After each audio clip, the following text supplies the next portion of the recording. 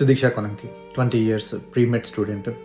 Dominican రిపబ్లిక్కి వెళ్ళి వెకేషన్కి వెళ్ళి అక్కడ వాటర్లో పడి మునిగిపోయారని భావిస్తున్నారు. మెయిన్ ప్రాబ్లం ఏంటంటే ఇప్పటి వరకు ఏమైంది అనేది ఎవరికీ తెలియదు. వాళ్ళ ఫాదర్ మదర్ పెయిన్ అయితే అసలు వర్ణనాతీతం. అంటే 20 ఇయర్స్ వాళ్ళు అంత ప్రేమగా పెంచుకున్న వాళ్ళ అమ్మాయి ఒక్కసారిగా ఇట్లా అయిపోయింది అని వాళ్ళ ఆ న్యూస్ని ఎట్లా బయటికి చెప్పగలిగారో కూడా నాకు చాలా బాధేసింది చూసినప్పుడు.